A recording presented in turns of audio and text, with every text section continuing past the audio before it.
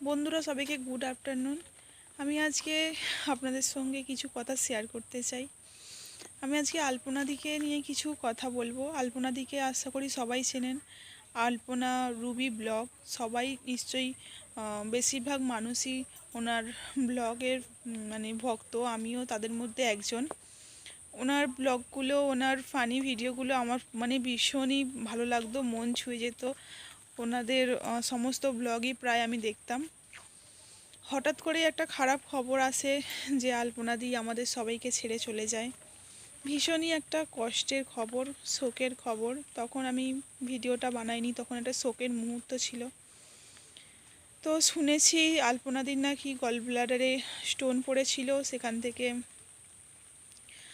থেকে নাকি জন্ডিস হয়ে গিয়েছিল। তারপর লিভারের সমস্যা ছিল, রক্তাল্পতা ছিল। সেখান মানে যতটুকু আমি ভিডিও দেখে জেনেছি, আমি তো ওনাদের বাড়ির সদস্য কারোর সঙ্গে আমার সেরকম জানা পরিচয় নেই, কথাবার্তাও নেই, তাই ভিডিও দেখে যতদূর জেনেছি সেটাই আমি বলছি এখানে। আর এই সমস্যাগুলো ছিল। আর কারোর যদি এর থেকে বেশি কিছু জানা থাকে প্লিজ কমেন্ট করবেন। আমি এইটুকুই জানি যে এই জন্যই আলপনাদি আমাদের সবাইকে ছেড়ে চলে গেছে।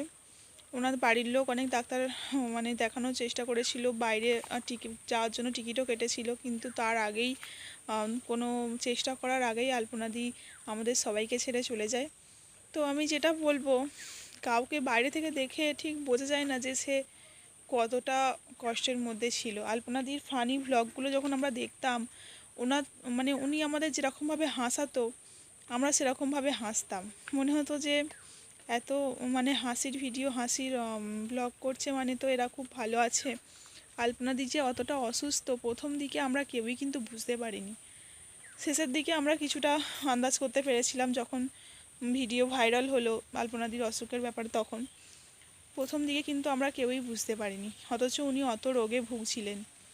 আমি যেহেতু ওনার একটা ভক্ত, মানে ওনার ভিডিওর ফ্যান বলতে পারেন, আমি প্রায় সব ভিডিও যতক্ষণ সময় পাই, সব সময় তো সময় হয় না দেখার, যতক্ষণ সময় পাই মোটামুটি ওনার সব ভিডিওই আমি দেখি। তো সেই ক্ষেত্রে আমার এই ভিডিওটা বানানো মানে উচিত বলে আমার মনে হলো। আমি চাই আলপনাদি যেখানেই থাকুক ভালো থাকুক। আপনারাও সবাই প্লিজ প্রার্থনা করবেন উনি যেন আমাদের ছেড়ে যেখানে গিয়েছেন সেইখানে যেন অনেক ভালো থাকেন, এবং পরে একটা যেন সুস্থ সবল জন্ম, যদি ওনার যদি কখনো আবার জন্ম হয়, যেন একটা সুস্থ সবল জন্ম হয়। সবাই সেই প্রার্থনাটাই করবেন।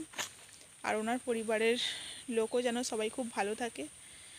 আমাদের ইউটিউব বা ফেসবুকে যেখানেই আমরা ভিডিও বানাই না কেন, সেখানে যে কজন আমরা আমাদের সঙ্গে পরিচয় থাকে বা যে কজন পরিচয় থাকে না, সবাই আমরা একটা ফ্যামিলির মতো। তো আমাদের ফ্যামিলি থেকে যখন একজন মানুষ চলে যায় আমাদেরকে ছেড়ে একেবারের জন্য, তখন আমাদের ভীষণই কষ্ট লাগে যে সত্যিই মানুষটা আমাদের ফ্যামিলির মেম্বার, যেহেতু আমরা সবাইকে ফ্যামিলি মেম্বার মনে করি।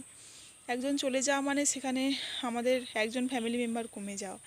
তো সেখানে আমাদের খুবই কষ্ট লাগে। যারা ওনার ভক্ত আছে, যারা ওনার ফ্যান আছে, তাদেরও এই খবরটাই ভীষণই, বা ওনার যারা ওনাকে ফলো করে না তাদেরও এই খবরে ভীষণই খারাপ লেগেছে। আমারও এই খবরটায় ভীষণই খারাপ লেগেছিল। সেই মুহূর্তে একটা শোকের সময় আমি ভিডিওটা বানাইনি, কিন্তু আজকে বানালাম। আলপনাদি তুমি যেখানেই থাকো, আমি মন থেকে প্রার্থনা করছি তুমি অনেক ভালো থাকো, সুস্থ থাকো।